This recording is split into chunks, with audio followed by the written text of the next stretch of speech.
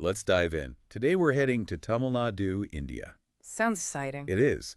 We're exploring the Sri Deepa Prakasa temple in Thiruthanka Kachipuram. Ah, fascinating place. It really is. It's a blend of history, mythology, poetry. You know, it's a Divya Desam, Oh, right. one of those 108 Vishnu temples, Yeah. considered super sacred. This one's number 47 on that list. Exactly. I bet you've been digging into those historical records. Oh, absolutely. And some amazing devotional poetry. I can imagine this place is full of layers. Like peeling back an onion, every layer, something new. It's incredible how these temples hold so much, you know? Stories, beliefs. Passed down through generations. Exactly. So, should we jump into the myth behind Sri Deepa Prakasa? Yes, let's. It all starts with a disagreement. Oh, this is a good one? It's not just any argument, though. Right. It's goddesses. Oh, wow. We're talking Saraswati, goddess of knowledge, arts, Right. and Lakshmi, goddess of prosperity. Classic rivalry. They both want to know who's top dog. Of course. So who do they turn to? Indra, the king of gods, has to decide. And I'm guessing, being a Vishnu temple, Lakshmi wins you got it. Indra says Lakshmi's superior. because everyone loves prosperity. Exactly. But Saraswati? I bet she wasn't happy. Not at all. She even curses Indra. Oh, wow. Things are escalating quickly. Then she takes her frustration to Brahma, the creator god. Hoping for a second opinion. You could say that. But Brahma agrees with Indra. Oh, no. Pouring salt in the wound. Right. So Saraswati decides to leave Brahma for a while. This is where the real drama starts. It does. Brahma, with Saraswati gone, decides to do a penance. To clear his mind. Exactly, and seek a vision of Vishnu. Makes sense. Vishnu's all about balance. Right. But I'm sensing some trouble brewing. I was just thinking that. Deepa Prakasa means, Light dispelling darkness. yeah, something must disrupt Brahma's peace. You're sharp. In one version, Saraswati tries to sabotage the penance. Still holding that grudge, huh? Big time. She conjures this massive fire aimed at the whole sacrificial site. Talk about an overreaction. But Vishnu steps in, of course. He's not going to let that happen. Nope. He transforms that fire into a lamp.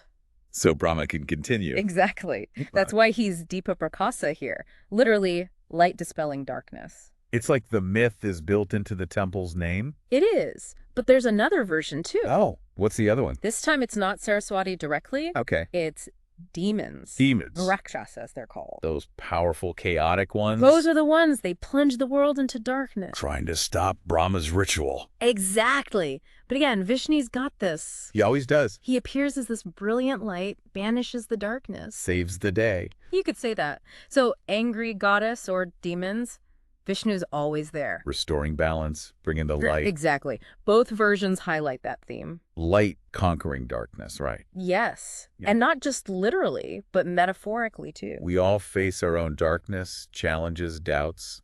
This myth suggests there's always a divine light to guide us. I love that. It's like a reminder, even when things are tough. Hope is there. There's a light.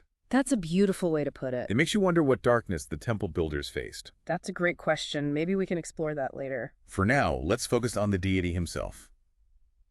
Deepa Prakasar. What's he like? What's the vibe? Picture this. You walk in, and there he is. Okay. Standing tall, majestic, under the Shrikara Vimana. Wait, what's a Vimana again? It's like a towering structure, very ornate. Like a crown. Yes. It rises above the main deity's shrine. Ah, okay. A powerful architectural symbol in Hindu temples. So Deepa Prakasar is under this Vimana.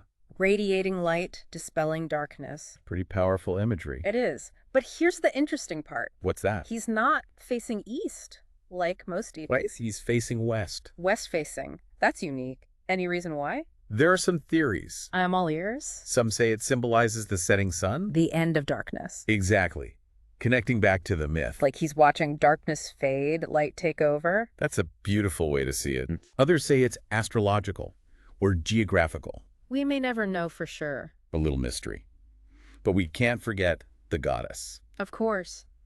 Maragathavali. Her name itself sounds vibrant. It means emerald, you know. Lush greenery, vitality. She complements Deepa Prakasar perfectly. Light and life, banishing darkness. It's this beautiful balance, you know.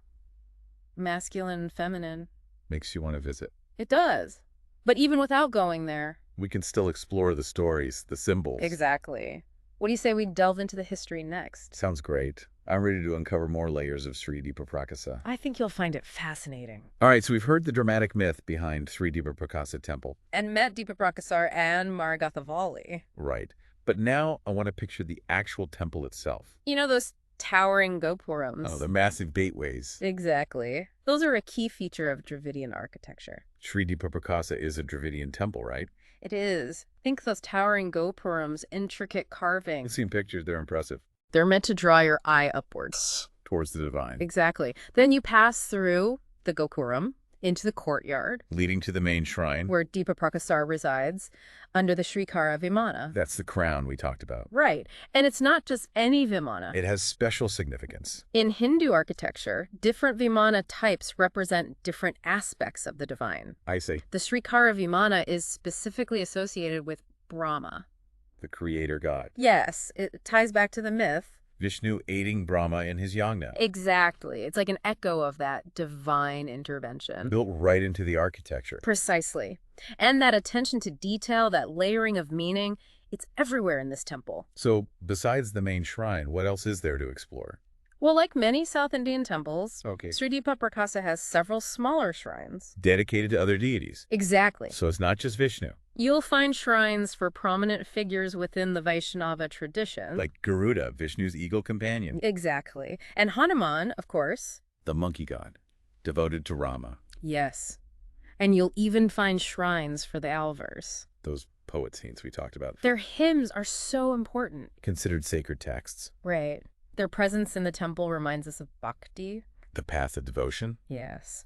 And their shrines are often a place for music, poetry. It's like the temple embodies their devotion. That's a beautiful way to put it.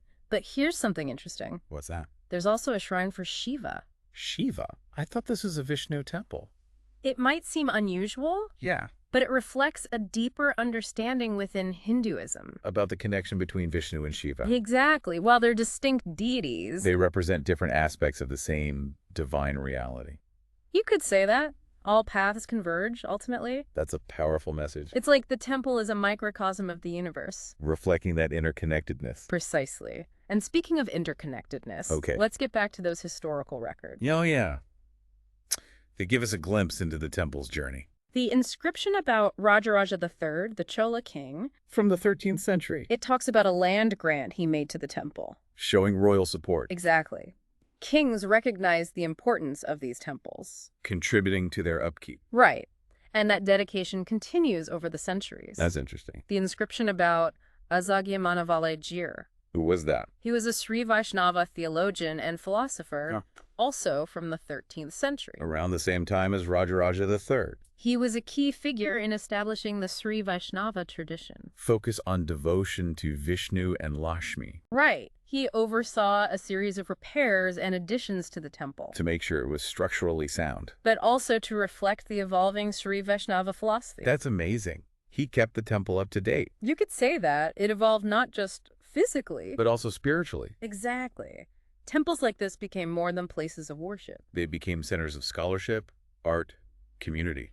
They played a vital role in shaping the social and cultural landscape. I'm seeing how these temples weren't static. They were dynamic, evolving. While staying rooted in tradition. That's a great observation. It's like a blend of continuity and change. And I think that's key to understanding a temple like Sri Deepa Prakasa. Okay. It reminds us that these sacred spaces are living embodiments. Of history, faith, creativity. Shaped and reshaped by every generation. Makes you wonder about the impact they have on people today. How they bridge the ancient and the modern. That's a great question.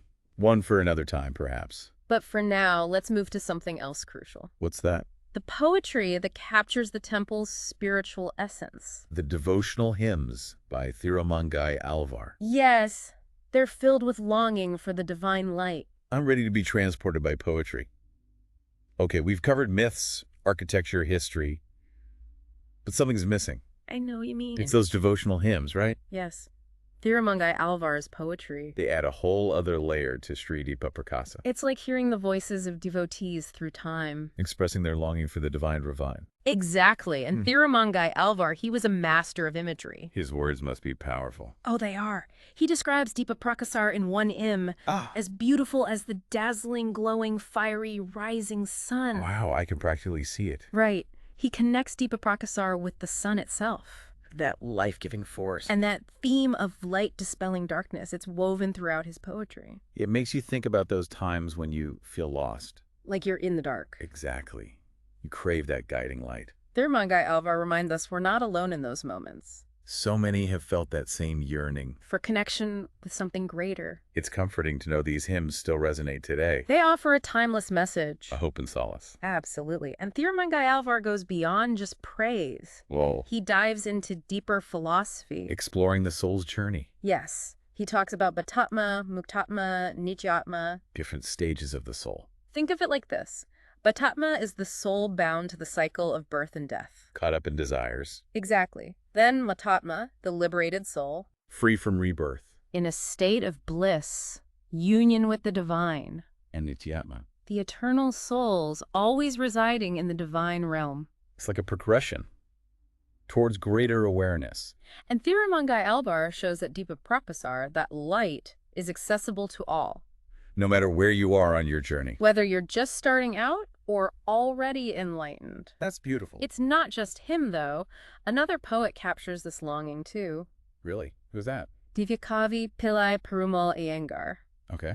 We don't know if he visited Sri Deepa Prakasa. But his writings. Filled with the same yearning for connection. Give me an example. He says, my eyes desire only to see his divine form. Okay. My ears want only to hear his praise. Wow. My mouth wishes only to sing his praise. It's like nothing else matters. Complete surrender to that longing. Merging with the divine. Exactly. It makes you realize how often we forget that connection. We get caught up in the everyday. These poets remind us to nurture that inner yearning. The desire for something more. It doesn't have to be about a specific deity. It's a universal longing. For connection, meaning... something that transcends the ordinary. Beautifully said.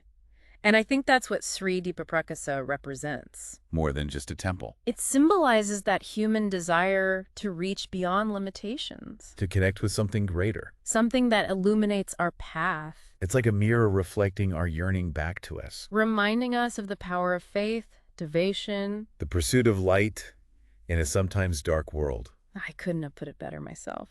So as we wrap up this deep dive into Sri Deepa Prakasa, I'm feeling awestruck and inspired. We've explored so much. Myths, architecture, poetry. It's been quite a journey. It has. I hope it sparked some curiosity in our listeners, too. I'm sure it has.